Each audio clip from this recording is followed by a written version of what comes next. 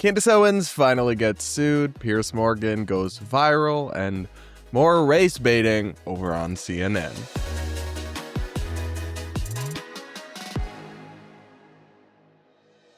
All this and so much more is coming up in today's episode of the Brad vs. Everyone podcast, our show where we take on the craziest stories from across the media and the internet, all from an independent political perspective.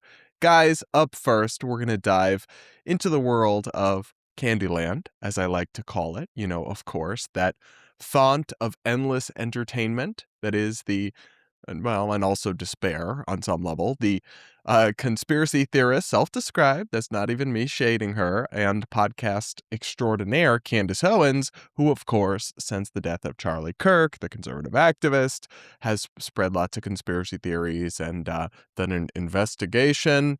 And that investigation has basically accused, at this point, everyone from Erica Kirk to Turning Point USA to Egypt to Brigitte Macron in France to our own FBI to the Trump administration and, probably others. I'm sure like Mormon bees and Freemasons are somehow involved. Oh, and I didn't even mention Israel yet. All of somehow being involved in like a conspiracy or plot against Charlie Kirk. And turns out people don't like actually being wrongfully implicated in the death of their client or friend or partner or what have you. And so Candace has been sued. So there's been other moves towards a lawsuit.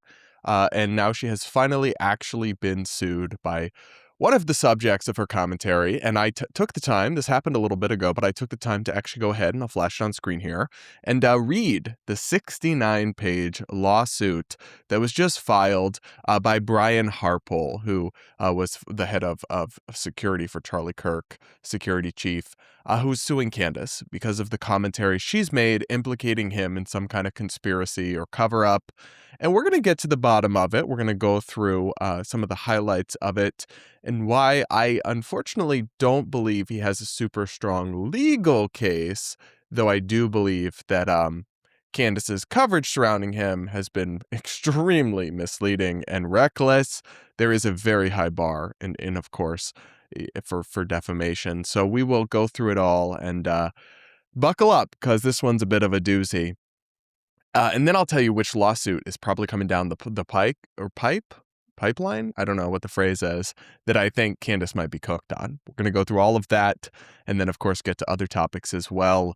Apparently, people still, unironically, in elite media institutions, do not get offended if you say that women can not have penises. We're still doing this. Anyway, here's the New York Times. Charlie Kirk's former security chief sues Candace Owens for defamation. The lawsuit focuses on remarks made by Ms. Owens, a right-wing podcaster, about Mr. Kirk's killing, highlighting a growing tension among factions of the American right. The former head of security for Charlie Kirk sued the podcaster Candace Owens on Tuesday for defamation, claiming that she falsely implicated him in a conspiracy to assassinate Mr. Kirk. So I'll pause on that for a second and say that the key word there is going to be implicated. I have covered the Fort Huachuca stuff and a lot of Candace's different theories about the Charlie Kirk thing, and she absolutely implicated or implied that Brian Harpole was either totally negligent or was in on a conspiracy to either kill Kirk or cover up what really happened. But she did at multiple points kind of I'd cover her in terms of clarifying what she was and wasn't saying in a way that might help her in the ultimate event of this going to trial. Anyway, more from the Times here. The former security chief, Brian Harpole, alleged that Ms. Owens, a right-wing firebrand, inaccurately accused him of meeting with Mr. Kirk's wife, Erica, at a military base a day before Mr. Kirk was shot at Utah Valley University in September. He's also suing Mitch Snow, a retired Army sergeant who stated on Ms. Owens' podcast that he was an eyewitness to what he described as the secret encounter. So, of course, this is the heart of the lawsuit, that Candace brought this crazy person, this random who has a very checkered past and is not remotely credible, Mitch Snow. She brought him on her podcast and he came on and said that just, I believe, the day before or maybe, yeah, let's see, this was September 8th and September 9th is when he testified he saw these things happening. And then Charlie, I believe, was killed on September 10th. What the heck is Candace Owens going to say next? That's a question I find myself asking every time I check in on the conspiracy theorist and podcast star, and apparently others have thoughts on it as well. This is one of my favorite markets on Kalshi, but they have a prediction market on what will Candace Owens say during her live stream on the days that she's streaming. And for today, as an example, people think she may talk about oil, gas, or gasoline, Iran, or fraud. Those are a little more boilerplate than usual because sometimes the words being predicted on are everything from Brigitte to Erica to penis. Anyway, guys, Kalshi's the first CFTC-regulated exchange dedicated to trading on the outcome of future events. If you want to try to keep up with Candace or check out any of their other markets, use the link in the description or just enter promo code BRADP when you sign up for Kalshi today. Anyway, he came on here onto Candace's podcast and claimed to have seen a secret military meeting because he happened to be at this military base. And he claimed to have seen Erica Kirk there, and then also seen a congressman who he was almost certain was Mark Modi, but then that turned out to be totally wrong because Mark Modi was on film at the House of Representatives in Washington, D.C. He also did claim that Brian Harpole was part of this meeting. And I mean, the thing is, it's already partially been debunked. This dude's not credible, and it is wild and reckless that Candace, who considers herself some kind of investigative journalist, would air such an accusation and such rank speculation from somebody like this Mitch Snow person. Even just watching him, you can tell there's something very off about him, and there's a long past associated with him. He's not a credible person. The story never made sense. There was never verification. I believe there's some verification he was at the military base that day, but that doesn't mean he saw who he saw. However, what I will say is that in her actual episode, while she does present Mitch as a credible witness and does say she thinks he's being truthful, she also clearly states she can't verify that that any of these people that he claims he saw were in fact who he says, and she kind of caveats it somewhat. So that's the context you need to know. Back to the Times here. In the 69-page lawsuit, Mr. Harpole, who owns a private security firm and worked for Mr. Kirk for years, accused Ms. Owens of, quote, engaging in a coordinated and deliberate campaign designed to defame him. He denied any involvement in any plot to assassinate Mr. Kirk and called Ms. Owens a, quote, conspiracy theorist who displayed a, quote, pattern of seeking public attention and media exposure. Narrator. She was, in fact, a conspiracy theorist who displays a pattern of seeking public attention and media exposure. But that part's not illegal, unfortunately, for Mr. Harpole, but I do think that's an accurate description that probably she would even own up to. But Candace, at least in this case, seems kind of excited about the prospect of being sued by Brian Harpole. Here is her response, a clip that I pulled after I watched the full episode in which she discusses the lawsuit she's just been hit with. Let's take a look at that. Something's not right here. I get a sense that this feels like, well, we tried to answer about Fort Huachuca. It was a very serious lawsuit, but defamation's hard. That was what Kim Klacik said. Defamation's hard. So that's why the lawsuit failed. But as you can see, I'm telling the truth because I filed the lawsuit. I think we have to think on this. I have to talk to my husband. I do think that this really may be the only opportunity that anybody who deeply cares about this case and genuinely wants truth will have to be able to subpoena that information. The power of subpoena is, well, it's a power. It is a tool.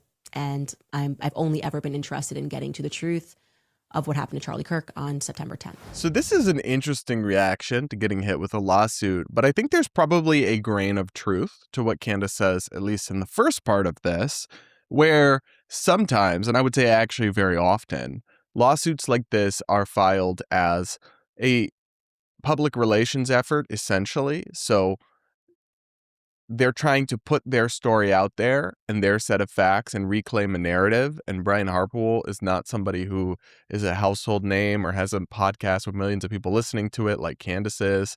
And so this lawsuit that will then get picked up and reported and discussed. And hopefully, he would think, and his lawyers would think, that even if the lawsuit's ultimately unsuccessful, they can reclaim some of their reputation or the narrative surrounding this stuff, because I do believe that they've probably been subjected to really horrifying harassment and despicable lies being told about them all across the internet. And that's not even a belief. This is just an objective fact. You can go and search his name and observe them. And Candace has definitely played a significant role in that. It is true that she would have some discovery powers as a defendant in this lawsuit and would get access to some records and information from Brian Harpole and the Turning Point security apparatus or what have you. But it's not necessarily true that this will be the only opportunity for that. Babe, more lawsuits are coming.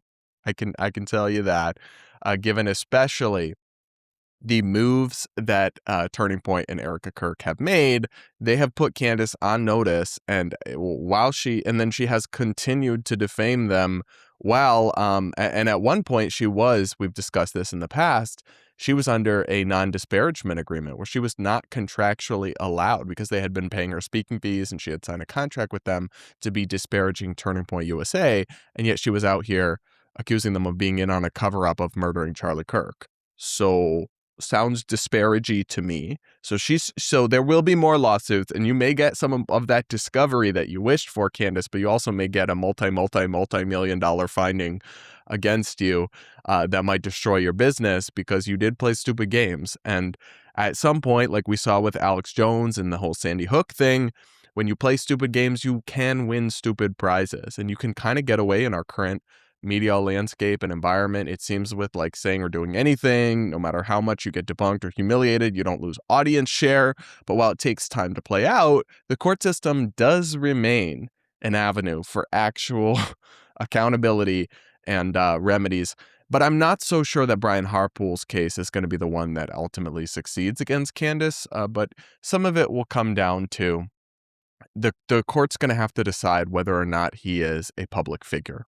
So if he is just a private citizen, then there might be a chance that he could succeed with this case against her because the bar would be much lower.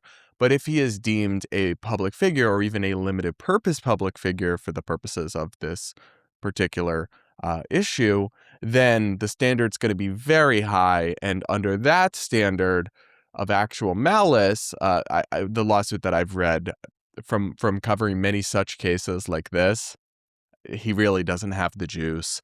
I guess if he's not found to be a public figure, I don't really know much about defamation in that case. But the problem is that in this lawsuit, he basically lays out that she's a crazy person and all the crazy stuff that she says and does. But again, that's not illegal. Like he includes long parentheticals or not parentheticals, but asides about Brigitte Macron and Israel and other stuff, just not really relevant. But I mean, interesting color that tells you about who Candace is. But anyway, then when he goes through the receipts of what Candace has said about him, a lot of it is by implication, and she has not, to my knowledge, come out and directly accused him of murdering Charlie Kirk.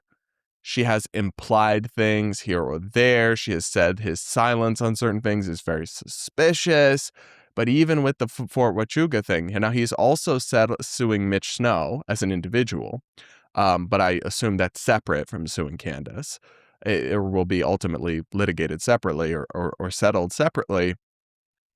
And so the actual Fort Huachuca thing, where Candace airs this episode where Mitch Snow makes these allegations, I think she's probably covered, assuming that Brian Harpole is to some extent a public figure. But honestly, even if not, she did include some caveats in that episode where she said, I can't confirm the identifications he's claiming. We don't know for sure who was or wasn't there. And the other problem is that as she continued to carry out this investigation, y'all know how I feel about that word being applied to anything Candace Owens does. But she did reach out to Brian Harpole multiple times and ask for clarification or for comment, and he chose not to reply, and he is totally entitled to not reply. But the problem is that she reached out to him before airing the Mitch Snow thing and was like, "Hey, can you help me debunk this?" and then he chose not to reply. And so if he's held to be a public figure, and then you have to deal with the actual malice standard of defamation, you would have to prove that she either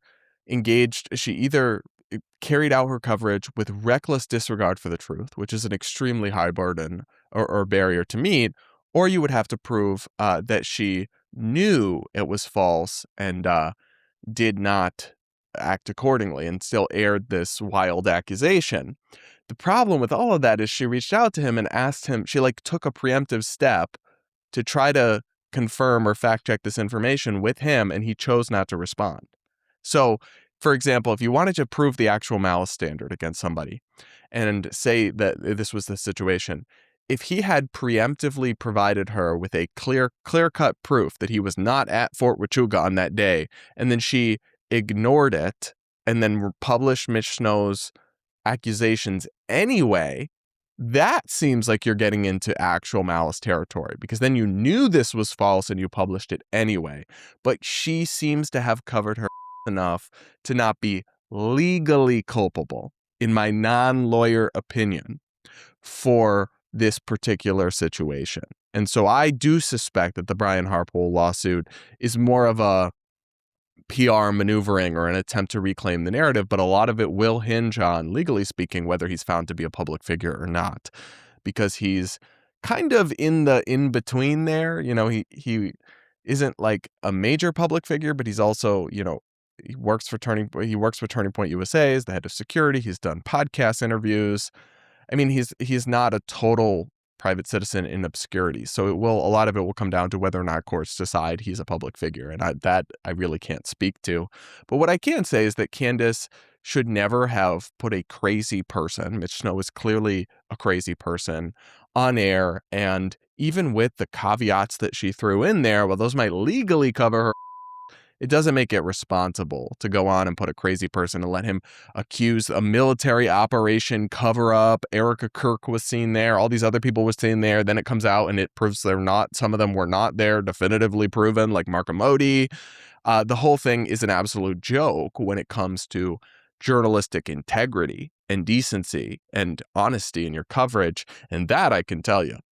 I may not be able to read the tea leaves and predict everything that's going to happen in court cases or what exactly the law says, but I can absolutely tell you that Candace did not, in fact, pursue a rigorous and fair and thorough and active investigative journalism with this one. So I certainly understand why Brian Harpole is so frustrated, but y'all will have to let me know what you think. Up next, guys, we're going to check in with Piers Morgan. And if you're a regular listener to the show, you know I have something of a soft spot for this British man and his style of journalism that is, obviously a little Jerry Springer, it's entertaining, it's feisty, it's fiery.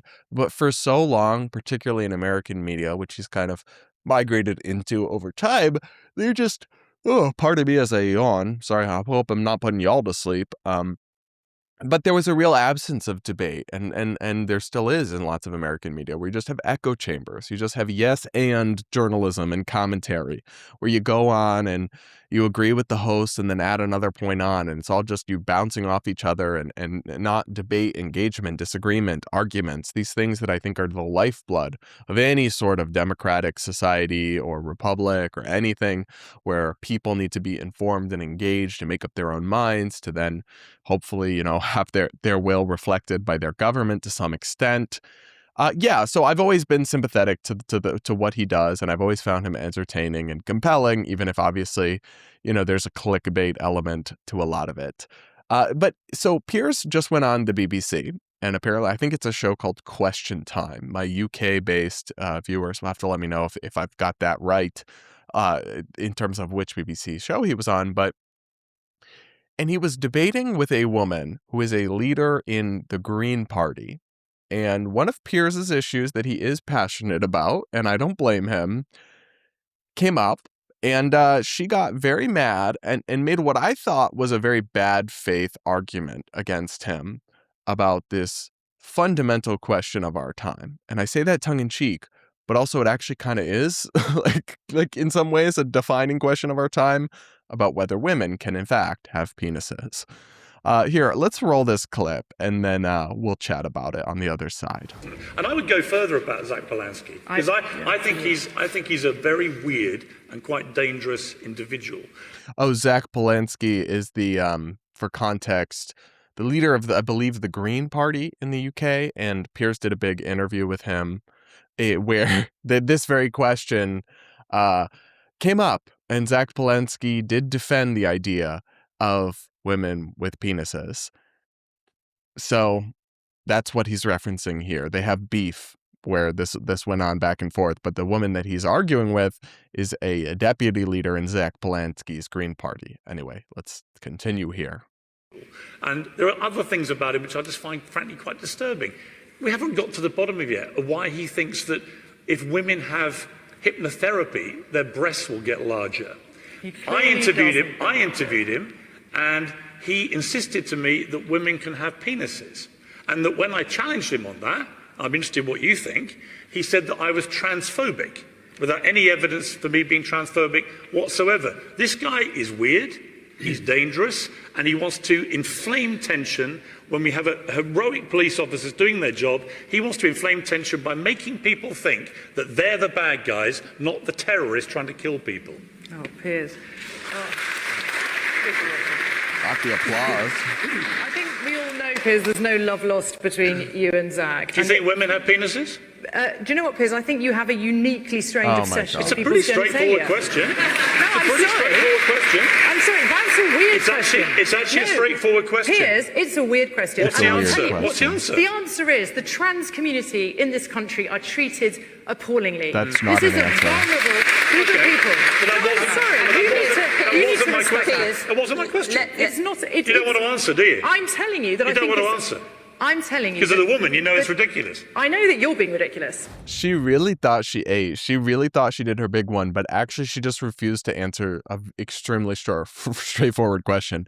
Can a woman have a penis? And the correct answer is like, no. Like, obviously, woman refers to a adult biological female, adult human female. So with maybe, I don't know, there could be extremely rare intersex conditions, but just talking about like, obviously day to day, that's not the case. And that doesn't mean that a trans woman can't exist as a concept and live however they want to live, but it does mean that you should probably acknowledge reality, and that when you don't acknowledge reality, you end up in these insane places, like where they put, you know, biologically male sex offenders into women's prisons, and then they go on to harm and abuse women. So it's like, you could say it's a stupid or it's a weird question, but you're not being honest. There's obviously pretty significant ramifications about the delineations between the biological sexes and the way that left of center leaders and policymakers have eroded those distinctions in the name of, you know, embracing trans people and trans acceptance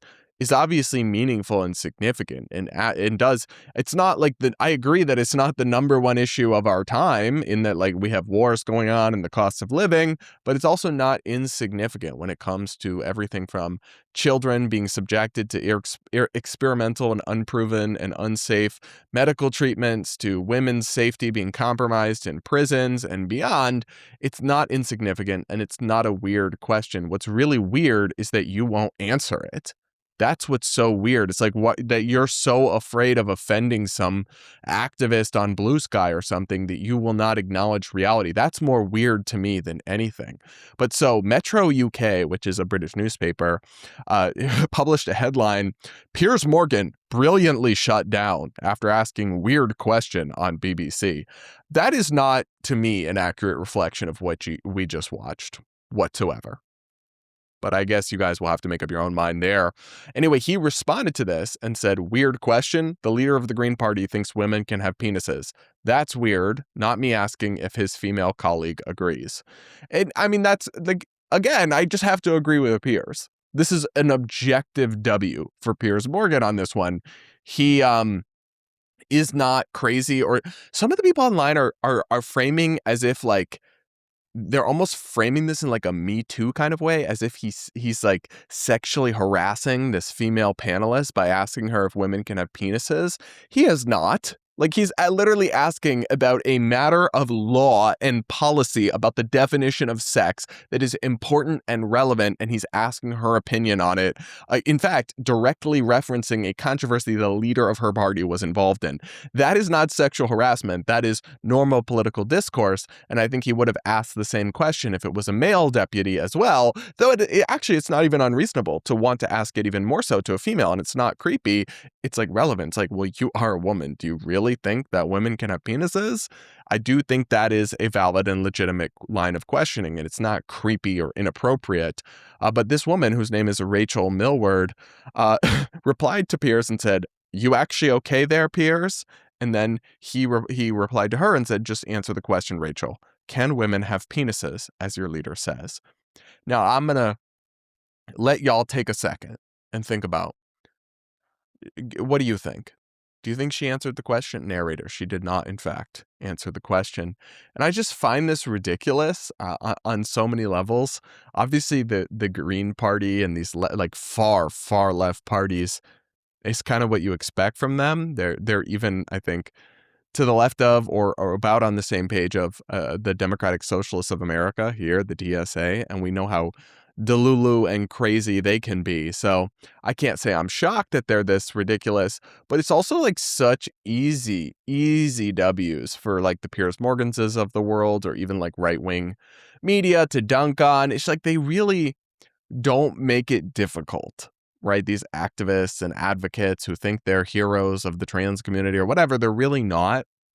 And they just look crazy. And I guess it doesn't shock me that like this is still prevalent in the Green Party or what have you, but so much has changed and shifted culturally on these questions. You'd think they'd have better answers, or they'd at least be able to engage in the debate in a more serious and less humiliating fashion. But you would be wrong, unfortunately. But anyway, shout out to Piers. I just thought this clip was funny, and the dialogue around it absolutely unhinged. One final thing we're going to talk about, which is much less funny, but perhaps equally absurd, is the incredibly unhinged and unfortunately tainted with, I think, race baiting is a fair word to say, unfortunately, commentary and debate and discourse surrounding the Supreme Court's ruling, which we covered on the show, about racial gerrymandering, where they say that you cannot use race when drawing districts, and they ruled that people are allowed, like red states or really any state, are allowed to engage in partisan gerrymandering based on political party, even if that means carving up black voters and putting them in certain districts for the purposes of getting those districts to be Republican. And as long as they're not doing it because of race and they're just doing it because of partisan gerrymandering, which is legal, unfortunately, I think that should change, but it is how it is. They're saying that that is allowed. And they also struck down or put up roadblocks for the practice that many Democratic and blue states engage in, which is purposefully crafting black majority districts in order to try to increase the number of black representatives elected in Congress. That's also a no-go. So listen, it's Black people are still allowed to vote like anyone else. There's just not going to be, and I actually do acknowledge there's a really significant complexity and historical record that surrounds this issue and these topics, but I don't view this as a apocalyptic or horrifying ruling. I just basically agree that this should be done in a colorblind and race-neutral manner, and while I don't love that they're allowing partisan gerrymandering, it's just what the law is. So the law itself needs to change. The Supreme Court can't just make up new laws that don't allow that. You need some sort of federal legislation or maybe even a constitutional amendment to remedy that broken process. But what doesn't help matters, what really, really, in fact, makes everything worse is when people discuss this in these developments in the most unhinged and hysterical ways imaginable. And that's the category that I have to put the commentary of Bakari Sellers, who listen, I met him a couple times when I was on this very show, CNN Newsnight with Abby Phillip. He's a very cool guy, very friendly, very jovial. I even agree with some of his takes on other things. But on this issue, I don't know, maybe it's the echo chamber he inhabits, maybe it's some kind of emotion, I'm not sure, but he came absolutely unhinged discussing all of this. And the clip that I'm going to show you of him debating it on that show is going viral after he made some ridiculous race-baiting claims. Watch this. If somebody fell asleep in 1896 and woke up today in 2026, they would simply say the only difference is now Negroes have a TV show and we wear nice suits. They swapped out Klan hoods for Brooks Brothers suits. And that is the problem. I mean, Plessy v. Ferguson was 7-1, and it gave birth to 50 years of Jim Crow. What we have with this court right now, what we're seeing is watching people who have fought and died and bled so that we would have access to the ballot box, so that we would have access to our voices being heard in Congress, being ripped away. And I think that there is a casual laughter from people we believe to be our friends on the right who are showing us true colors today, because the most sacred, or one of the most sacred acts you have in the United States of America is the ability to cast a ballot and elect someone and send them to Congress, the State House, or a mayoral seat that represents your interest. And now black folks throughout the South are being silenced. And I don't find that to be a laughing matter. I mean, it's not a laughing matter if that was actually what was happening. And it's not. Like, I probably at that table would have laughed at him because he sounds so absurd and hysterical. What do you mean? He's saying the only difference now is that they ditched the KKK hoods and they put on Brooks Brothers suits. It's just so disingenuous. First, the argument he's making here about how black people are going to be disenfranchised throughout the South or whatever, is only true to the extent that they are going to be subjected to harsher partisan gerrymandering, right? Which, again, I don't like and we should get rid of, but it's not because they are black. It's because they are pushing Democratic voters into, different districts to try to dilute their vote the same way people do in all states. So he's talking about like, well, if you don't have anyone that represents you, first off, they're all going to get to still vote for their representative and congressman or mayor or what have you. That doesn't change. And a white person or a black person in the district still get the same vote and the same say. They're just not going to have these like majority minority districts carved up to specifically create an outcome where they hope a black person can be the representative. And in fact, what's funny about this is like, there's nothing stopping the majority white Democratic leaning districts from electing black representatives, right? And that even in Republican states like South Carolina, statewide, they elected a black Republican senator. It's like, people in America are not secretly racist and trying to bring on Klan hoods and make sure black people don't get the right to vote. That's not a thing. Now, they want to sometimes dilute the black vote because as part of diluting the Democratic vote, as part of partisan gerrymandering. But I don't accept this like drastic premise that your electoral representation being diluted because you are X% of the population, but you don't have any congressional representation is some like crisis extinction level event. And I say that as somebody who grew up in Massachusetts, where there are 0 congressional seats for Republicans, even though the state votes, at least 40% or so votes for Republicans. That's just how congressional maps work sometimes. And you don't get perfectly proportionate representation. And regardless, even if this was some ruling that it was so damaging to black people or in the way that he describes, which it's just like objectively not. And they really do, unfortunately, progressive commentators and liberal pundits have a very poor track record of crying wolf and engaging in alarmist doomsday rhetoric about this kind of thing. Even if it was a blow to black voters and their representation and rights, which I don't really think it is nearly as significantly as they're suggesting. But even if it was, it would still be ridiculous to take it to the level that Bakari takes it to in this clip, where he's saying the only thing that's changed in all those decades is that now a black guy can be on a TV show and have a suit. It's just actually disgusting and disingenuous to lie so blatantly. And maybe he believes this, or maybe it's not a lie. Maybe he just inhabits some truly wild echo chambers or has some extremely strong emotion about this subject. But again, he's literally from South Carolina. He was a state rep in South Carolina, right? And they have a black Republican senator. And yet you're telling me that without specifically gerrymandered black districts, you won't ever have black representation. Well, there's not, in fact, a black district statewide elections in South Carolina. That's not how it works.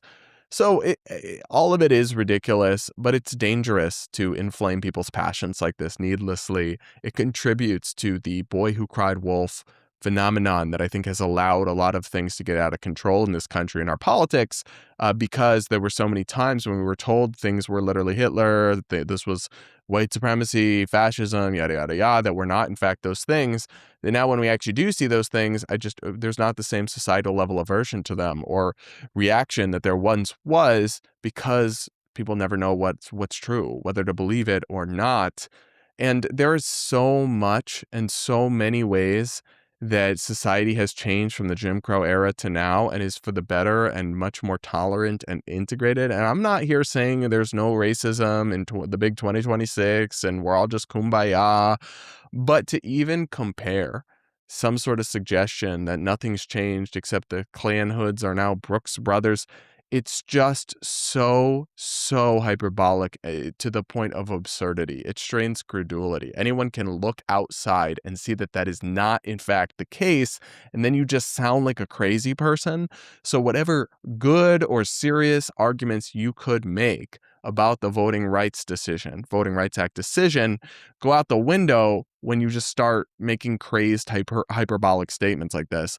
So the pollster Frank Luntz posted this quote from Bakari Sellers and said, "This quote probably does big numbers on Blue Sky, but makes @Bakari Sellers sound completely detached from reality to anyone outside his echo chamber."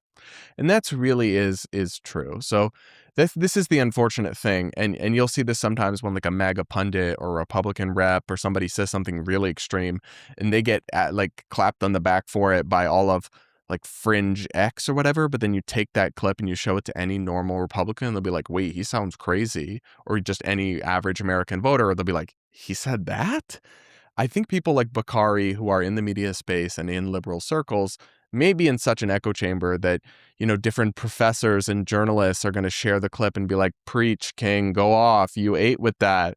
But in reality, the average Black American would listen to that clip and think this guy's out of touch with reality, really. And certainly the average American would think so, because it's just not true. And it's but he will go viral. He'll get his little moment. He'll get patted on the back by people. And I may humbly suggest, and I'm certainly not even suggesting that I am immune to this or above this or don't participate in this, the incentives here may in fact be broken in terms of encouraging people, because if he had engaged in measured and balanced commentary about this and just given like a thoughtful perspective, disagreeing with what the Supreme Court did and explaining some downstream effects from it, nobody would be talking about Bakari Sellers right now. So it's unfortunate, right? We're incentivizing the hottest takes and most extreme statements, and that's what gets you the attention. Now, I don't really believe in catering to that, but you can't act shocked when some people do. That's just my take. You guys will have to let me know what you think in the comments. Make sure to subscribe to the channel if you aren't yet. Hit the like button and all of that. Do consider becoming a channel member to support my content if you can. And that'll be it for today's episode of the Brad vs. Everyone podcast. Thanks so much for listening, and we'll talk again real soon.